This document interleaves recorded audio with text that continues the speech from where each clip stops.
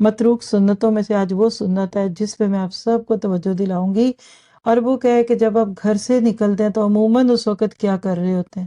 کچھ عورتیں بچوں کو ڈانٹ رہی ہوتی ہیں، کسی کو ہلی ہولی پڑی ہوتی ہے، کوئی گھبراہٹ میں ہے، لیٹ ہو گئے، جلدی کرو، بیلٹ باندھو، یہ کرو، جوتا پہنو، اور پھر ہم وہ قیمتی دعا بھول جاتے ہیں جو اللہ کے نبی کی سنت تھی۔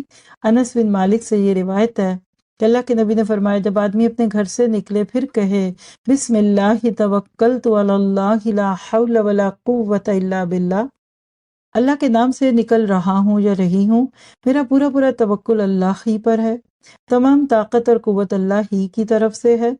تو آپ نے فرمایا اس وقت کہا جاتا ہے، یعنی اس کی دعا کے جواب میں فرشتہ کیا کہتا ہے؟ سبحان اللہ، نوٹ کیجئے، فقد ہدی یا وقوفی یا وبقیہ، ایک جگہ آتا ہے ہدی توقفی توبقیتا، اب تجھے ہدایت دی گئی، تیری طرف سے کفایت کر دی گئی اور تو بچا لیا گیا۔ یہ سن کر شیطان اس سے جدا ہو جاتا ہے، تو اس سے دوسرا شیطان کہتا ہے تیرے ہاتھ سے آدمی کیسے نکل گیا؟ کسے ہدایت دے دی گئی، اس کی جانب سے کفایت کر دی گئی اور وہ تیری گرفت اور تیرے چنگل سے آزاد ہو گیا، یعنی بچا لیا گیا۔ یہ خوبصورت روایت ابو داؤد میں 5095 پہ ہے، تو سب سے ریکویسٹ ہے کہ یہ دعا اگر آتی بھی ہے تو مانگنا نہ بھولا کریں۔